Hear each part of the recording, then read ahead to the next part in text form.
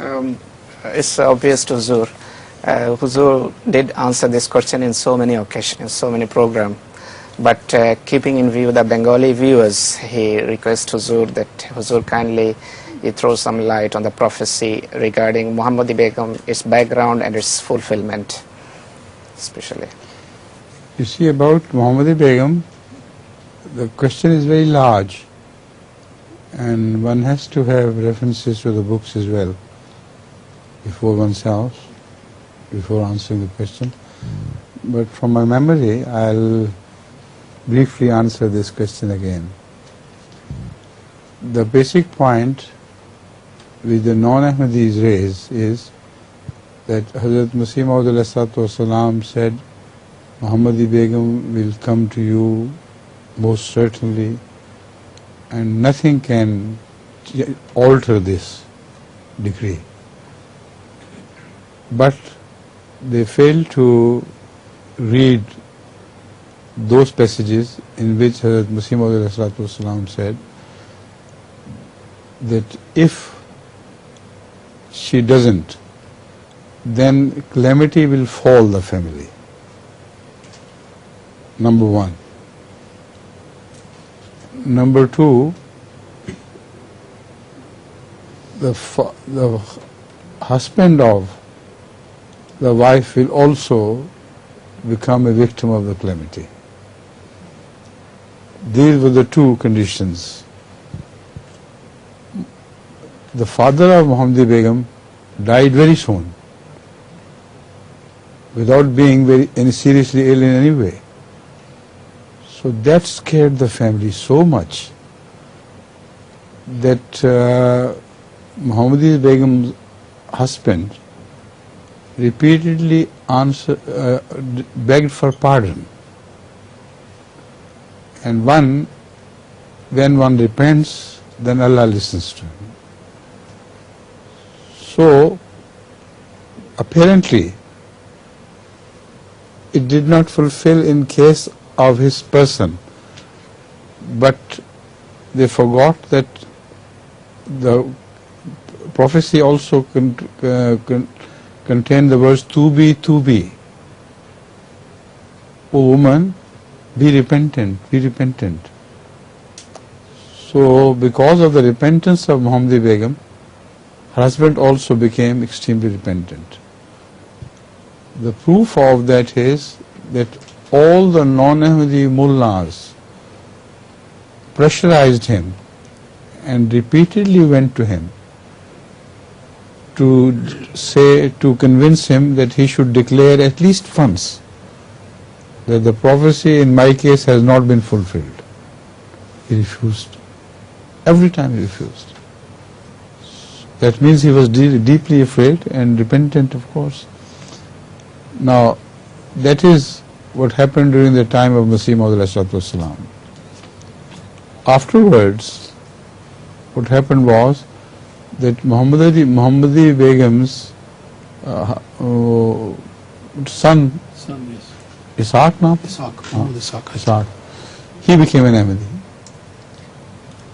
Now, amazingly, if he had seen the prophecy gone wrong in case of her mother and her father, why should he have become an Ahmadi?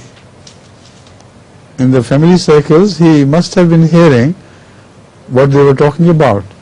So if they were talking against Hazrat Masih Maud, this son could not have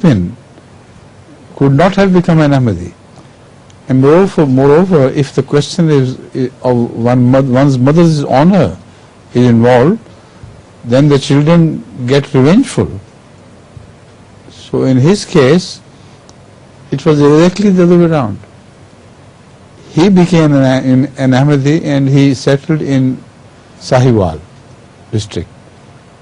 Now, amazing thing is that because he was known to be a good Ahmadi, when he married his daughter or his son, I don't remember which, the whole village boycotted him. Although he had cooked a grand feast But none of the villagers appeared because of the mullah's pressures. And he said, I'll throw whatever I have cooked, I would throw it to the dogs. But mullahs I do not care about.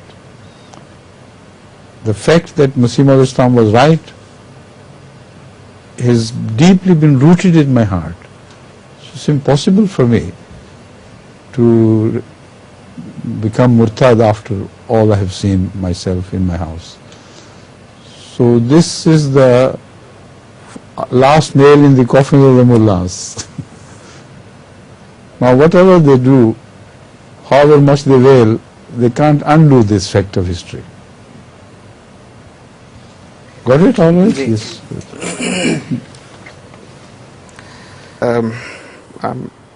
One of my hint is difficult to follow. You see, Ishaq became an Ahmadi. Ji. Now what he had heard in the house being talked about, he must have been a witness to the truth of this prophecy, number one. Secondly, it was a question of his mother. And the children can give life for the honor of their mothers. If he had felt that she was dishonored in any way, he must have become a greater enemy of Masih Maud Islam.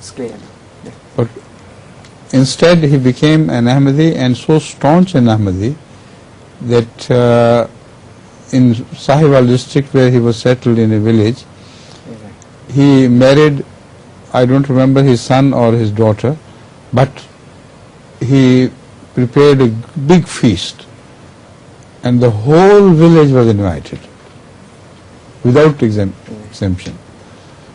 The mullahs raised such hue and cry that they told every villager not to attend the feast.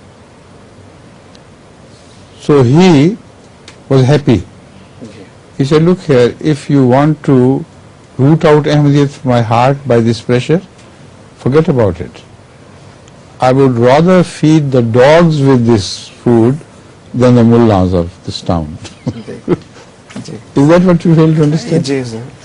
Actually, everything is written, but one hint of mine I don't follow. That's why I asked again. No. Sorry for that. Now you've got it. Ji. Who is next? He is Mr. Sharafat Ali.